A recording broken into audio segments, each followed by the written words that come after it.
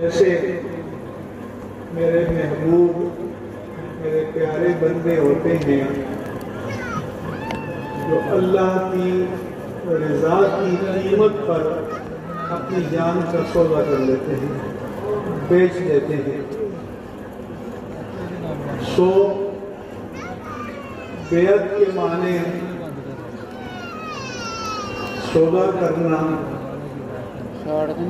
خرید و فروخت کرنا، اپنے آپ کو کسی کے حوالے کر دینا،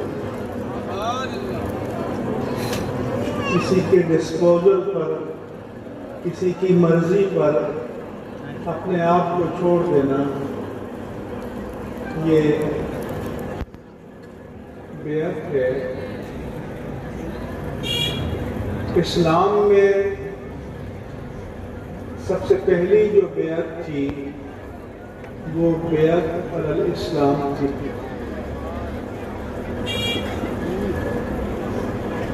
یعنی جب آفتاب نبوت طلوع ہوا، اعلان نبوت ہوا، تو لوگ آئے اور حضور کے دست مبارک پر بیعت کی، اپنی جان کا سودا کیا۔ اس کو بیعت الاسلام کہتے ہیں۔ ایسی ہی ایک بیعت کا ذکر قرآن میں ہے جسے بیعت رضوان کہتے ہیں، جو صلح حدیبیہ کے موقع پر ہوئی، جس کی بابت اللہ نے فرمایا کہ لَقَدْ رَضِيَ اللَّهُ عَنِ الْمُؤْمِنِينَ إِذْ يُبَايِعُونَكَ تَحْتَ الشَّجَرَةِ۔ اے پیارے حبیب، اللہ اور مومنوں سے راضی ہو گیا جو حدیبیہ کے مقام پر درخت کے نیچے آپ کے ہاتھ پر بیعت کر رہے تھے۔ اس بیعت کا منظر یہ تھا کہ صحابی اپنا ہاتھ آگے بڑھاتے اور اللہ کے حبیب اس کے ہاتھ پر ہاتھ رکھ دیتے اور یہ سودا ہو جاتا۔ اور اللہ نے فرمایا کہ 1400 کے لگ بھگ جو سودا کرنے والے تھے، اللہ فرماتا کہ میں ان سے راضی ہوں۔ یہ پاسٹ ٹینس کے ساتھ ہے، ماضی کے ساتھ ہے۔ یہ فرمایا کہ راضی ہوتا ہوں، آلریڈی پلیز، کہ میں ان سے راضی ہو چکا۔ پہلا سوال تو یہ ہے کہ جن صحابہ سے اللہ راضی ہو چکا اور اللہ نے اس کا ڈکلیریشن قرآن میں جاری کر دیا، اور پھر کوئی بد نصیب ان میں سے کسی صحابی پر کام کرے، تو یہ اللہ کی اس دی ہوئی رضا کو رد کرنے کے مترادف ہے۔ پھر اللہ نے یہ بھی فرمایا کہ ید اللہ فوق ایدیہم، کہ جب بیعت ہو رہی تھی تو دیکھنے والوں کی نظر میں مبایعین یا بیعت کرنے والے صحابہ کے ہاتھ پر تو ید مصطفیٰ تھا، لیکن اللہ فرماتا ہے کہ در حقیقت وہ ید خدا تھا۔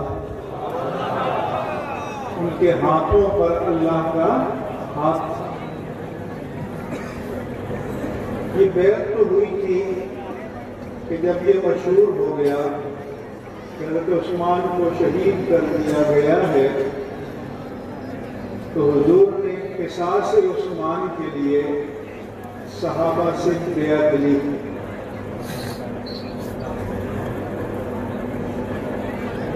ایک مرتبہ ایک خارجی نے کہا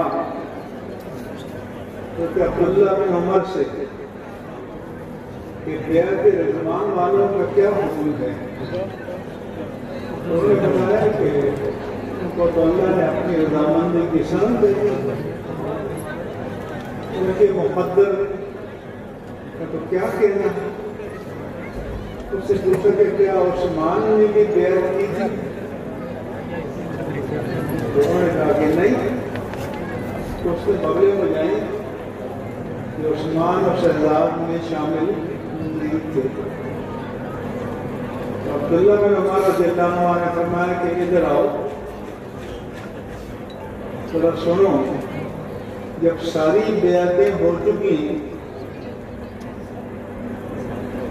تو آخر میں حضور نے اپنا بایاں ہاتھ آگے بڑھایا اور دایاں ہاتھ اس پر رکھا کہ ہی بیعت عثمان،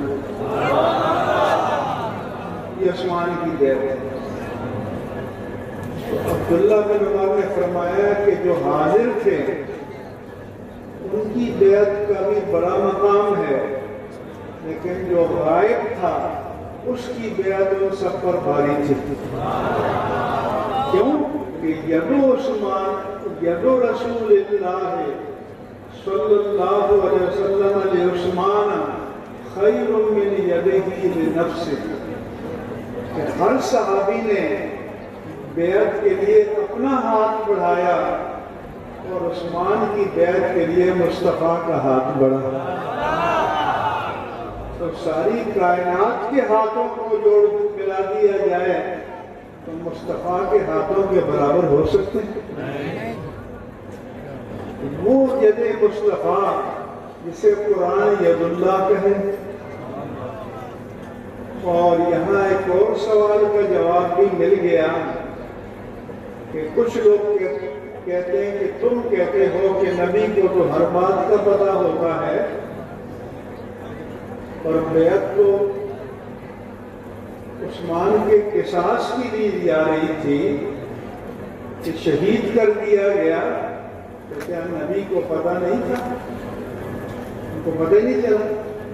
ان کو جواب دیا اگر نبی کو حیات عثمان کا پتہ نہ ہوتا تو بیعت مردوں کی تو نہیں لی جاتی، زندوں کی لی جاتی ہے۔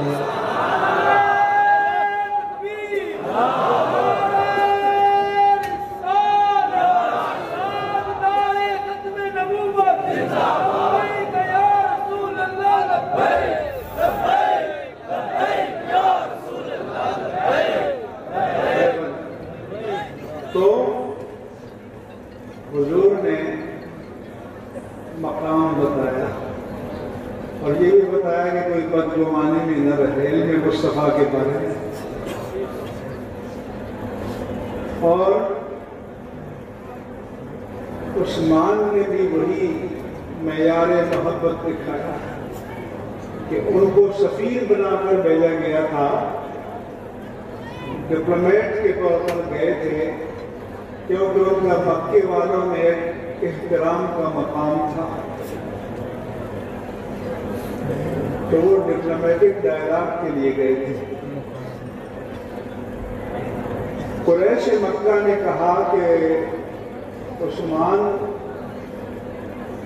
تمہارے رسول کو تو ہم اجازت نہیں دے سکتے بیت اللہ کا طواف کرنے کی، لیکن تم بڑے ریسپیکٹیبل آنریبل معزز ہو، تمہیں ہم اجازت دیتے ہیں کہ تم طواف کر لو۔ جناب عثمان نے فرمایا کہ اگرچہ ہم بیت اللہ کے طواف کی تمنا لے کر مدینہ منورہ سے چل کر آئے ہیں، لیکن ایسے عالم میں کہ میرے آقا کو بیت اللہ کا طواف کرنے سے روک دیا گیا ہو، عثمان کی غیرت ایمانی گوارا نہیں کرتی کہ تنہا بیت اللہ کا طواف کرے۔ تو بتا ہی رہا تھا کہ بیعت کی قیمت ہوتی ہے۔ تو جن صحابہ نے بیعت کی تھی وہاں، ان میں سے ایک سے پوچھا گیا کہ علامہ بایا کا شیخ سے سنا فرمان رسول کو، انہوں نے اپنے شیخ سے سنا، انہوں نے اپنے شیخ سے سنا، انہوں نے اپنے شیخ سے سنا، 1450 سال کا سفر طے کر کے اگر یہ نسبت تلمس تو میں رب کریم کا شکر ادا کرتا ہوں۔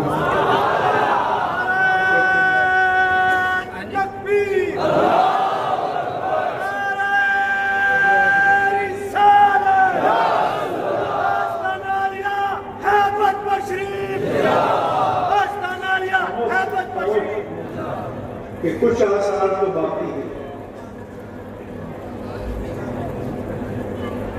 اور یہ سارے علماء پکڑے جائیں گے۔ اللہ کے رسول نے فرمایا ان اللہ لا ينتظر علم انتظام بین الناس، تو کہا گیا ہے کہ علامات قیامت میں سے یہ ہے کہ علم حق اٹھ جائے گا، لیکن یہ بھی کسی غبارے کی شکل میں اٹھ جائے گا کہ آپ دیکھیں گے کہ علم جا رہا ہے آسمان کی طرف۔ وَلَٰكِن يَقْبِضُ الْعِلْمَ بِقَبْضِ الْعُلَمَاءِ، علم کیسے اٹھے گا؟ جب علماء ربانیین اٹھتے چلے جائیں گے، علماء حق اٹھتے چلے جائیں گے، ان کی جانشین نہیں ملیں گے، پھر کیا ہوگا؟ اتخذ الناس رؤوسا جہالا، لوگ جاہلوں کو اپنا مذہبی مقتدا اور پیشوا مانیں گے، اور جب وہ پیشوائی کے منصب پر بیٹھ جائیں گے تو پسوئی میں لوگ مسئلے پوچھنے آئیں گے، تو اس کا پندار نفس، عجب نفس، تکبر اجازت نہیں دے گا کہ وہ یہ کہے کہ مجھے یہ مسئلہ نہیں آتا، یہ فلان جگہ علامہ صاحب سے پوچھ لیں، شیخ الحدیث صاحب سے پوچھ لیں، مفتی صاحب سے پوچھ لیں، اس کا نفس اجازت نہیں دے گا۔ قرآن کہتا ہے وَإِذَا قِيلَ لَهُ اتَّقِ اللَّهَ أَخَذَتْهُ الْعِزَّةُ بِالْإِثْمِ، جب اس سے کہا جائے گا کہ بابا اللہ سے ڈرو، تو وہ جو عجب نفس ہے وہ اسے گناہ پر ابھارے گا۔ اپنی لا علمی کا اعتراف کرنا آسان کام نہیں بابا۔ امام مالک سے 40 مسئلے پوچھے گئے، 36 پرکار کے لا ادری اور 4 کا جواب دیا۔ اس کے لیے امام مالک جیسا حوصلہ چاہیے، حق پسندی چاہیے۔ فرمایا کہ فَأَفْتَوْا بِغَيْرِ عِلْمٍ، جہل پر مبنی فتوے دیں گے، فَضَلُّوا وَأَضَلُّوا، خود بھی گمراہ ہوں گے، دوسروں کو بھی گمراہ کریں گے، ان کا بھی بڑا بات کریں گے۔ اور خطیب کا کیا ہے کہ سنیت کا مجمع آیا تو وہ مال پھینک دیں گے، اور حافظیت کا آیا تو وہ مال پھینک دیں گے، جیسے گاہک ہوں گے ویسا مال ہے۔ اس کو کہتے ہیں دینکم دینارکم، دینکم بطونکم، دین پیٹ بن جاتا ہے۔ علامہ اقبال نے کہا ہے کہ فیصلہ تیرا تیرے ہاتھوں میں ہے، دل یا شکم، دل کا مطالبہ پورا کرو یا پیٹ کا پورا کرو۔ تو آج اہل سنت مجموعات کو بنیادی مسئلہ یہ درپیش ہے۔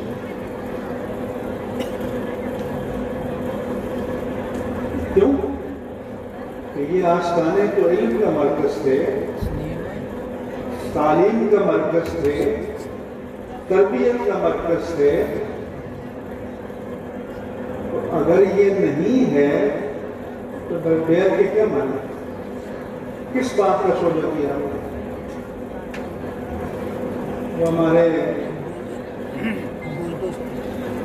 علامہ خادم حسین رضوی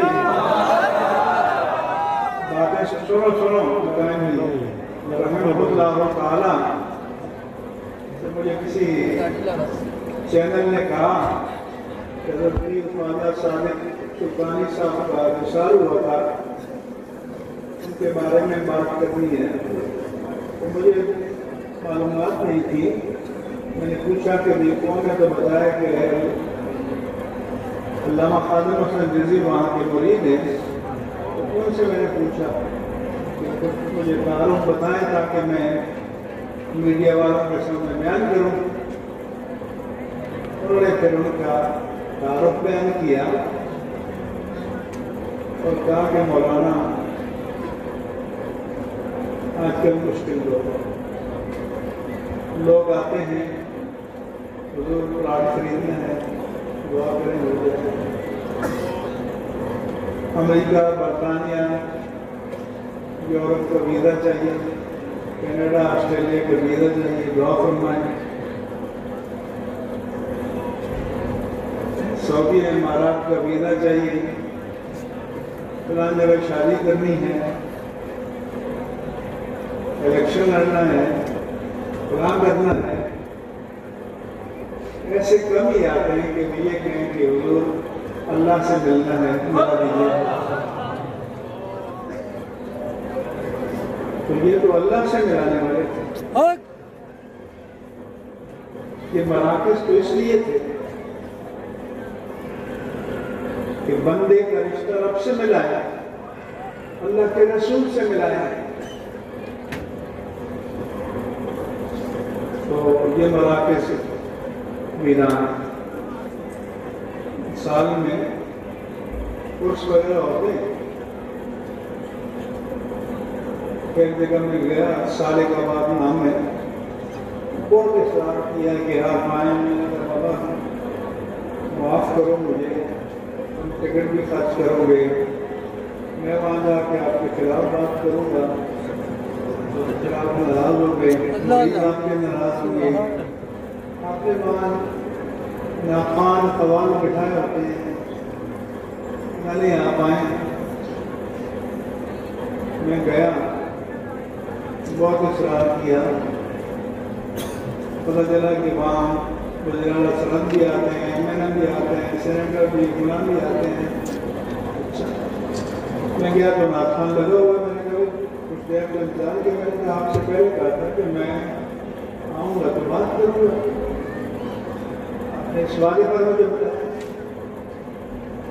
پھر بٹھایا، میں نے کہا یہ سالک آباد ہے، تم سالک اور میں مجذوب ہوں، تو اب میں مجذوبانہ باتیں آپ کو سننی پڑیں گی کہ یہ جو لوگ آئے ہیں مجذوب، ان کو دین ہی کچھ سکھا دو، لیکن وہ باعث کو فضائل نہیں بیان کرے گا تو آپ نوٹ نہیں پہنتے، نعرے نہیں لگاتے، مارکیٹ نہیں بنتی، تو دونوں مارکیٹ نہیں کر سکتی، ادھر کی مارکیٹ بناؤ یا ادھر کی۔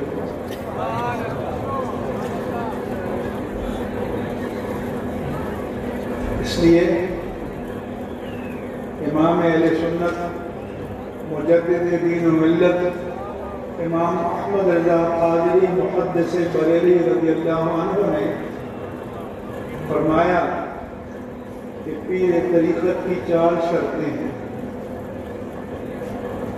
پہلی یہ کہ صحیح العقیدہ، اہل سنت کا جماعت۔ تو اول کا یہ پہلا مسئلہ ہی مشکل ہو گیا آج کل۔ پھر اپنے عقائد کے دلائل بھی جانتا ہو، دلائل کے لیے علم چاہیے،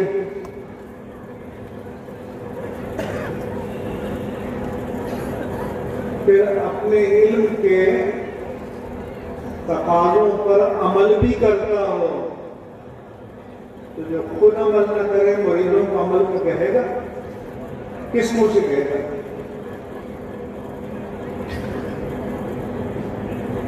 اور پھر فرمایا کہ نسبت بھی متصل ہو، جہاں فسق آ گیا، فجور آ گیا، نسبت ختم ہو گئی۔ اس لیے میں ہمارے دستار فضیلت کے جلسے ہوتے ہیں، تو میں بتاتا ہوں کہ ہمارے یہاں بھی جلسہ ہوتا ہے، یونیورسٹیوں میں بھی ہوتا ہے۔ میں روز کراچی یونیورسٹی کے سامنے سے گزرتا ہوں، جب ان کا کانوکیشن یا جب تقسیم اسناد ہوتا ہے، یہ بیعت کس پر کی تھی؟ نے کہا کہ بایعنا الموت، ہم نے جان کا سودا کیا کہ اگر اللہ کے رسول کے تحفظ کے لیے جان قربان کرنی پڑی تو جان قربان کر دیں گے۔ تو بیعت اسلام یہ تھی۔ پھر ایک بیعت آئی، بیعت عقبہ اولا اور بیعت عقبہ ثانیہ۔ تو جب وہ بیعت کرنے لگے تو انہوں نے بھی پوچھا کہ قیمت کیا ہے،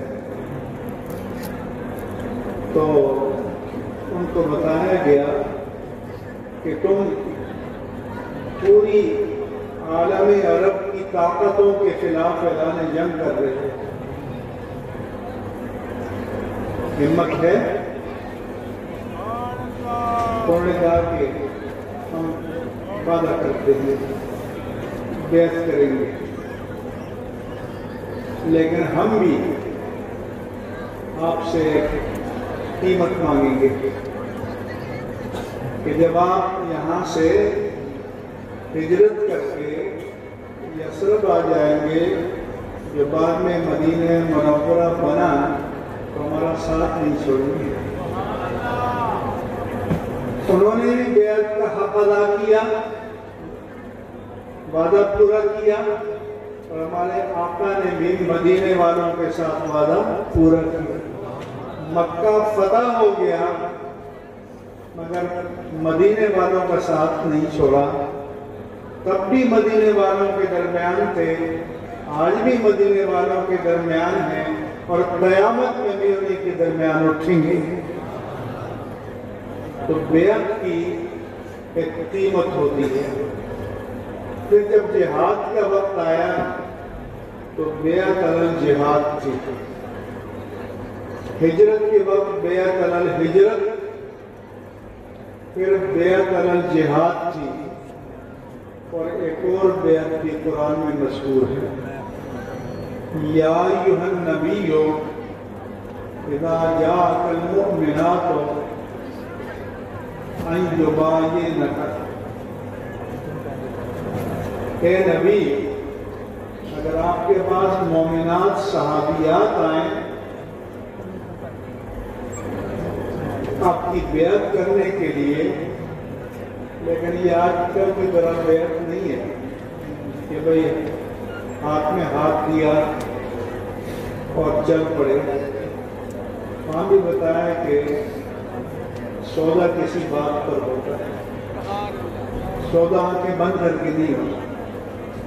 آپ ان کے سامنے ایجنڈا پیش کریں، منشور پیش کریں، صحابیات کے آگے اللہ یشرکن باللہ، اللہ کے ساتھ کسی کو شریک نہیں ٹھہرائیں گے، ولا یسرقن، چوری نہیں کریں گی، ولا یزنین، بدکاری نہیں کریں گی، ولا یقتلن اولادہن، اپنی اولاد کو قتل نہیں کریں گی، جو افلاس کے ڈر سے لوگ قتل کر دیتے تھے اس دور میں، وَلَا يَأْتِينَ بِبُهْتَانٍ يَفْتَرِينَهُ بَيْنَ أَيْدِيهِنَّ وَأَرْجُلِهِنَّ، اور دوسروں پر بہتان ترازی نہیں کریں گی، خود گھر گھر افطرا۔ اور آخری شرط وَلَا يَعْصِينَكَ فِي مَعْرُوفٍ، اور نیک کاموں میں آپ کی نافرمانی نہیں کریں گی۔ اگر ان صحابیات کو یہ 6 شرطیں کہتے ہیں کہ ٹرمز آف ریفرنس، تو یہ ایجنڈا پیش کرتے ہیں، اگر قبول ہو تو فبایعہن، ان کی بیعت قبول کر لیجیے۔ تو صحابیات کی بیعت تو شرط کے بغیر نہ ہو، اور ہماری آپ کی بیعت ویسی ہو جائے. اس لیے آپ صحابہ سے فرماتے تھے کبھی کبھی تم نے بھی اگر بیعت مومنات کرنی ہو تو آؤ کر لو.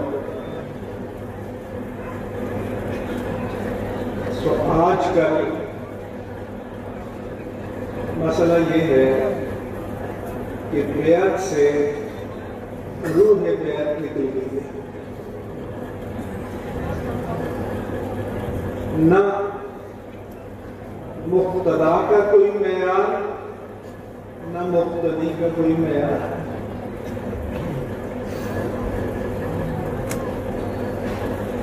ہر ایک کے لیے کوالیفیکیشن. چپراسی کے لیے کوئی تعلیم چاہیے, کلرک کے لیے کوئی کوالیفیکیشن چاہیے, آفیسر کے لیے کوئی کوالیفیکیشن چاہیے, وکیل کے لیے چاہیے, انجینئر کے لیے چاہیے, آرکیٹیکٹ کے لیے چاہیے, ڈاکٹر کے لیے چاہیے.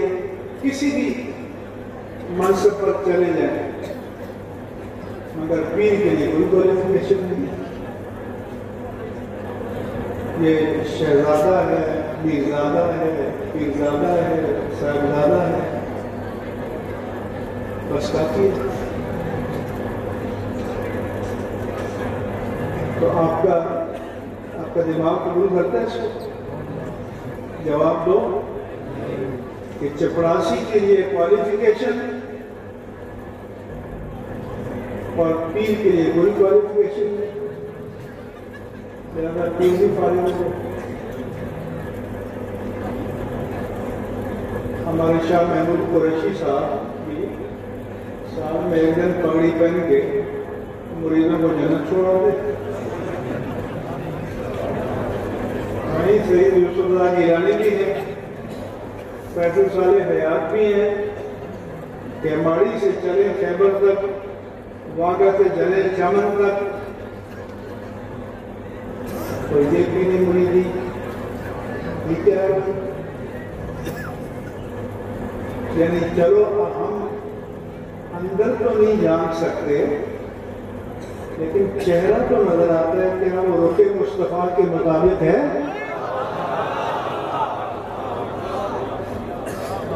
تو یہ قوم اندھی ہو گئی ہے. اس قوم کے نزدیک دین اور ایمان کی قیمت 2 ٹکے بھی نہیں ہے, اس کا کوئی معیار نہیں ہے.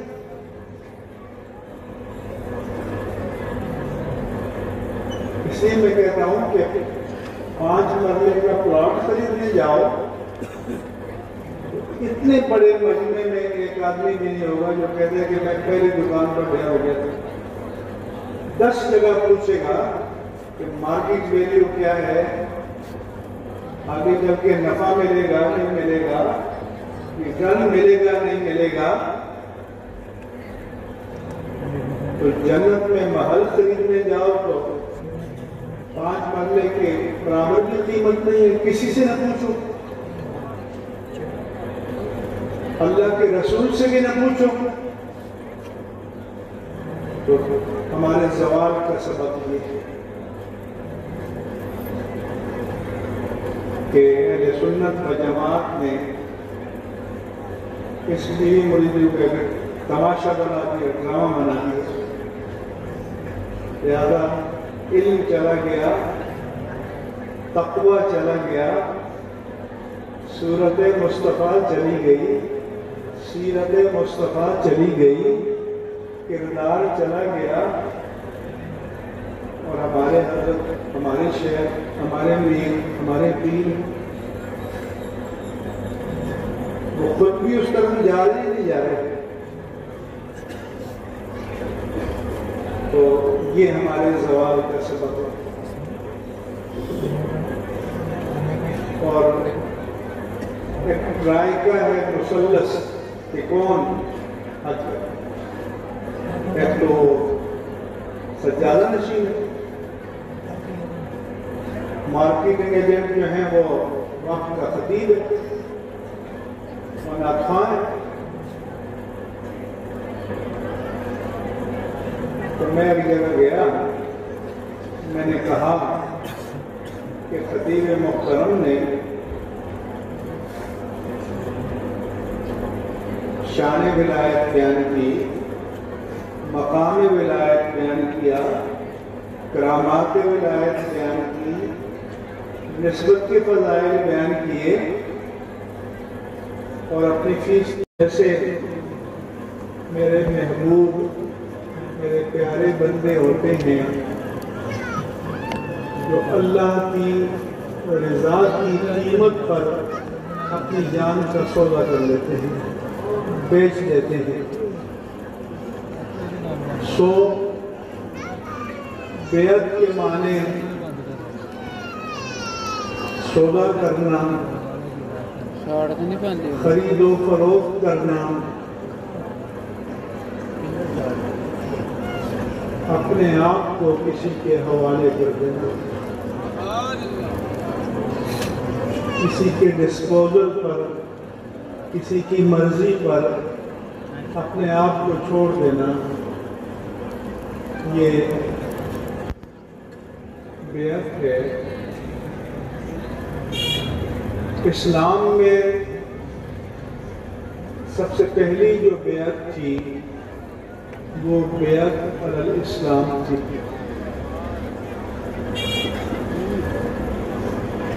یعنی جب آفتاب نبوت طلوع ہوا، اعلان نبوت ہوا، تو لوگ آئے اور حضور کے دست مبارک پر بیعت کی، اپنی جان کا سودا کیا۔ اس کو بیعت علی الاسلام کہتے ہیں۔ ایسی ہی ایک بیعت کا ذکر قرآن میں ہے جسے بیعت رضوان کہتے ہیں، جو صلح حدیبیہ کے موقع پر ہوئی، جس کی بابت اللہ نے فرمایا کہ لَقَدْ رَضِيَ اللَّهُ عَنِ الْمُؤْمِنِينَ إِذْ يُبَايِعُونَكَ تَحْتَ الشَّجَرَةِ۔ اے پیارے حبیب، اللہ اور مومنوں سے راضی ہو گیا جو حدیبیہ کے مقام پر درخت کے نیچے آپ کے ہاتھ پر بیعت کر رہے تھے۔ اس بیعت کا منظر یہ تھا کہ صحابی اپنا ہاتھ آگے بڑھاتے اور اللہ کے حبیب اس کے ہاتھ پر ہاتھ رکھ دیتے اور یہ صلح ہو جاتا۔ اور اللہ نے فرمایا کہ 1400 کے لگ بھگ جو سودا کرنے والے تھے، اللہ فرماتا کہ میں ان سے راضی ہوں۔ یہ پاسٹ ٹینس کے ساتھ ہے، ماضی کے ساتھ ہے۔ یہ فرمایا کہ راضی ہوتا ہوں، آلریڈی پلیز، کہ میں ان سے راضی ہو چکا۔ پہلا سوال تو یہ ہے کہ جن صحابہ سے اللہ راضی ہو چکا اور اللہ نے اس کا ڈکلیریشن قرآن میں جاری کر دیا، اور پھر کوئی بد نصیب ان میں سے کسی صحابی پر کام کرے، تو یہ اللہ کی اس دی ہوئی رضا کو رد کرنے کے مترادف ہے۔ پھر اللہ نے یہ بھی فرمایا کہ ید اللہ فوق ایدیہم، کہ جب بیعت ہو رہی تھی تو دیکھنے والوں کی نظر میں مبایعین یا بیعت کرنے والے صحابہ کے ہاتھ پر تو ید مصطفیٰ تھا، لیکن اللہ فرماتا ہے کہ در حقیقت وہ ید خدا تھا۔ ان کے ہاتھوں پر اللہ کا ہاتھ تھا۔ یہ بیعت تو ہوئی تھی کہ جب یہ مشہور ہو گیا کہ حضرت عثمان کو شہید کر دیا گیا ہے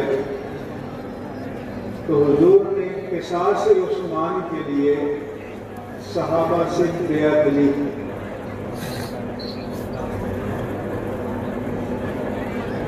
ایک مرتبہ خارجی نے کہا کہ عبداللہ بن عمر سے کہ بیعت رضوان والوں کا کیا حکم ہے؟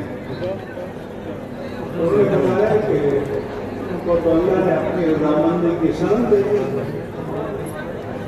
ان کے مقدر کا تو کیا کہنا ہے؟ اس سے پوچھا کہ کیا عثمان نے بھی بیعت کی تھی؟ انہوں نے کہا کہ نہیں، تو اس سے بغلے ہو جائیں کہ عثمان اور شہزاد میں شامل نہیں تھے۔ تو عبداللہ بن عمر رضی اللہ عنہ نے فرمایا کہ ادھر آؤ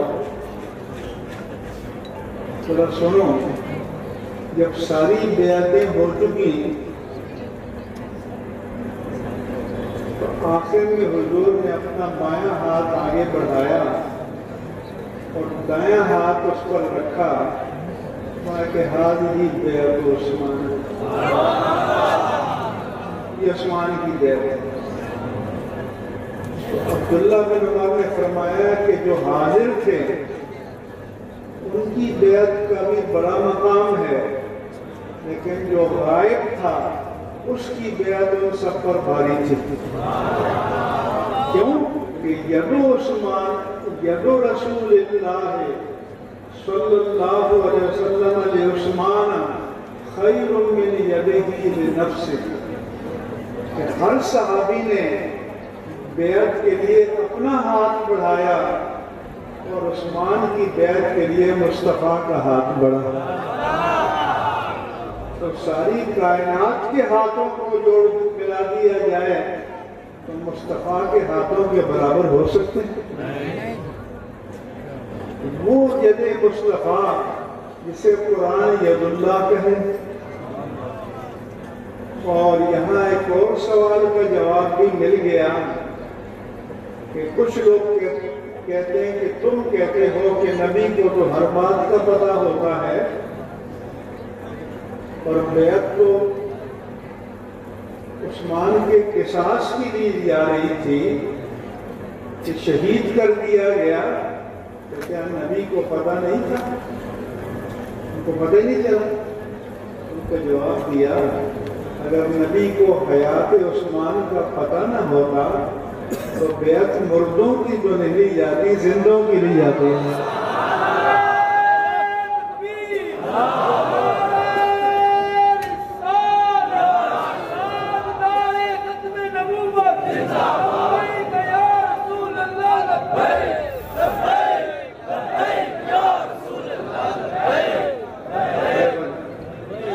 تو حضور نے مقام بتایا اور یہ بھی بتایا کہ کوئی بدگمانی میں نہ رہے علم مصطفیٰ کے بارے میں، اور عثمان نے بھی وہی معیار محبت دکھایا کہ ان کو سفیر بنا کر بھیجا گیا تھا، ڈپلومیٹ کے طور پر گئے تھے کیونکہ ان کا مکے والوں میں ایک احترام کا مقام تھا، تو وہ ڈپلومیٹک ڈائلاگ کے لیے گئے تھے۔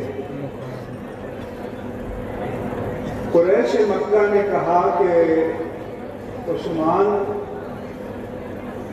تمہارے رسول کو تو ہم اجازت نہیں دے سکتے بیت اللہ کا طواف کرنے کی، لیکن تم بڑے رسپیکٹیبل آنریبل معزز ہو، تمہیں ہم اجازت دیتے ہیں کہ تم طواف کر لو۔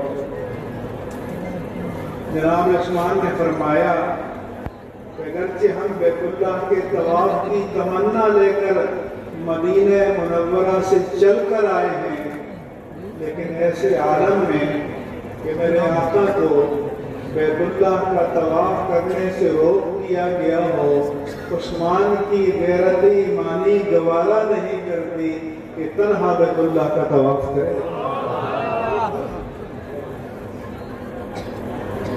बता ही रहा था कि बेअत की कीमत होती है। तो जिन सहाबा ने बेअत की थी वहाँ, उनमें से एक से पूछा गया कि अलामा बाया का। हज़रात ज़िकार, अगर वीडियो अच्छी लगे तो मज़ीद वीडियोज़ देखने के लिए हमारे चैनल अल याकूब साउंड को सब्सक्राइब ज़रूर करें और घंटी के निशान पर क्लिक करें ताकि तमाम नई आने वाली वीडियोज़ आपको पहले मिलें और आप देखकर हमारे लिए दुआ करते रहें। शुक्रिया।